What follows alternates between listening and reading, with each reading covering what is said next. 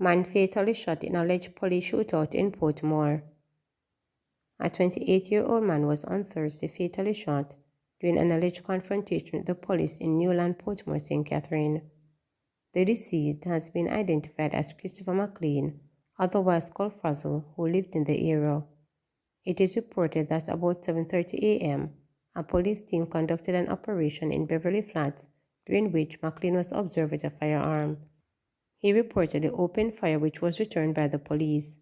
McLean was shot. The police said they seized a 9mm pistol with a magazine containing 9 rounds of ammunition.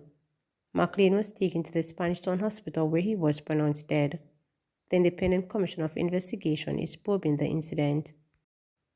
Vybz Kartel appears to threaten a woman on TikTok Live. Less than a fortnight after his release from prison, dancehall entertainer Vybz Kartel seemingly threatened to physically harm a woman during a TikTok Live session.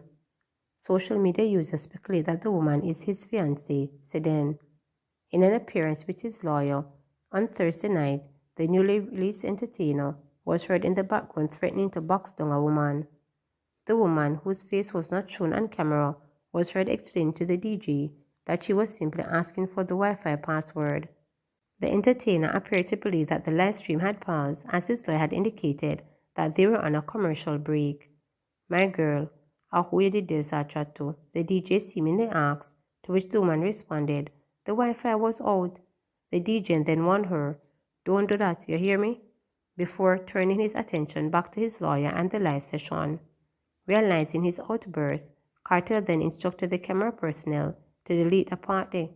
However, his viewers had already witnessed the incident. "Them can't hear we?" Kartel inquired, to which his lawyer responded, "How you mean?" Buchanan, seemingly attempting to downplay the situation, jokingly asked viewers to unsee the debacle. "The part they can delete, unsee it, remove it," Buchanan said. Kartel has since been trending on X, formerly known as Twitter, as the footage circulates. Some users have called for him to be sent back to prison. "This man needs to focus on his health and rebranding himself. This is a different era. Seems like prison was a waste of time. Same arrogant prick," one user commented. "Jamaica, put him back in prison, another user posted. Kartel and his co-accused were set free on July 31st after the Court of Appeal ruled against retrying them for the murder of Clive Lizard Williams. "My Olympic dream has been shattered," stated Jackson. Jamaica's Shericka Jackson lamented that unexpected and disappointing end of her 2024 Paris Olympics campaign in a heartfelt message posted on her Instagram account on Friday. Jackson, who was the favorite to win the 200 meter at the Olympics, pulled out of the event due to an injury, presumably the same one that caused her to withdraw from the 100 meter earlier. In her short statement, Jackson opened with a question, "Should I accept the good and not the bad?" before speaking about her hope of medaling at the Olympics following her splendid performance at the Jamaica Athletics Administration Association J3A National Trials in June. "My 2024 Olympic dream has been shattered. In my 10 years as a senior athlete, I have enjoyed the highest highs and the lowest lows, from winning world championship and Olympic gold medals to not performing at my very best," Jackson wrote. Having won the sprint double at the 2024 Jamaican Olympic Trials, I was hopeful that I would earn 3 more Olympic medals for Jamaica, land I love. However, injury intervened, she continued. Jackson is the fastest woman alive over the 200 meter, and the world champion in the event had come under heavy criticism from fans after news broke that she would not be competing in either of the sprint events at the Olympics. She expressed gratitude for the feedback, both good and bad, that she has received regarding her inability to compete at these Olympic Games. "The feedback to my inability to compete here in Paris has been both encouraging and discouraging. I sincerely thank everyone who was encouraging me at this most challenging time, especially my sponsors Puma, Scotiabank, Water and Omega, my coach and the entire team at the MVP Track and Field Club, my family, my friends, and very importantly, my fans in Jamaica and around the world," Jackson stated. "My primary focus now is to completely recover," she stated. It was confirmed by Ian Kelly that Jackson exited the Olympic Village on Thursday. Cruel motorist. What should have been a routine traffic stop has left a police officer battling for his life in hospital after being run over by a motorist on Thursday evening in St. Andrew. The incident is now being probed by the Criminal Investigations Branch CIB of the Jamaica Constabulary Force JCF as attempted murder. Police reported that during the traffic stop, about 6:10 p.m., the constable, who is a member of the JCF Beat Operator Patrol Division in the Public Safety and Traffic Enforcement Branch, was struck by the motorist he had signaled to stop for a violation of the Road Traffic Act.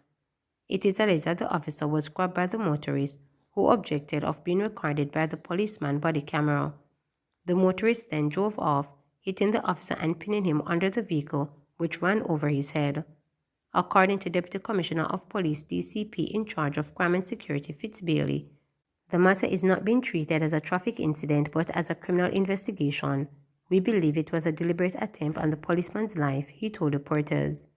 In the meantime, head of the Peace-Step Assistant Commissioner of Police, Gary Mackenzie, is appealing to the public to obey the instructions of the police during traffic stops. Motorists, first and foremost, need to abide by the law and especially the road traffic law. If an offense is detected and persons are stopped by the police, they need to obey the instructions. They need to cooperate, ACP Mackenzie told reporters. ACP Mackenzie said this incident brings to the fore the many dangers of the police facing with dealing with unlawful motorists. While for the most part, many or most of our citizens are law-abiding, there are some persons who are not willing to be conformative with the law, and so these people pose a threat to the public and, of course, to law enforcement officers who have to ensure that safety prevails, and so it can be dangerous for them time to time. The kind of incident where a motorist will hit an officer or attempt to hit an officer happens from time to time, and I would say that whilst it may not happen every day, it happened far too frequent, he noted.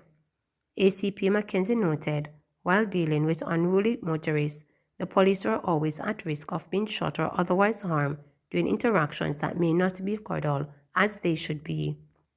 He pointed out that while the police are trained to deal with these issues, you can never tell what may happen from time to time, as no matter how careful you are, sometimes things will happen. He added, when they happen, we just have to investigate and ensure that we do what we have to do. Retraining, reorganizing, putting in planning in place is always a part of what we do. We're always examining how we conduct our police duties and where we need to make adjustments and be flexible or improve our methodologies, we will do so, he noted. Mackenzie said that in maintaining law and order on the roads, the police may detect breaches and may stop motorists from time to time, either to speak to them about it, warn them about the offenses, or in some instances, prosecute and arrest persons. When someone is stopped, it is very important that they cooperate, and it's very important that our duties are transparent, and it is subject to accountability. For example, the use of body-worn cameras is a very important tool that is used by the police, and it improves transparency and accountability for the police actions. But more so, our citizens need to be confident that what we are doing is in keeping with the law and that our interactions with them are proper, he noted. He noted as well that motorists also need to take note of their interactions with law enforcement personnel, and where their rights are breached, report it, because one of the things that we want to do is to ensure that the service that we provide is above board, it is in keeping with the law, and it is being done professionally. Meanwhile, a press release on Friday afternoon, the High Command of the JCF said it is saddened and strongly condemned the attack on one of its officers. We denounce this senseless act of violence against our officers and reaffirm our commitment to upholding the law, safeguarding our citizens, and maintaining order. Any form of violence toward our officers will be met with the strictest application of the law. We urge the public to cooperate with law enforcement and refrain from actions that jeopardize lives. The JCF remains dedicated to ensuring safety and justice for all Jamaicans, the release stated.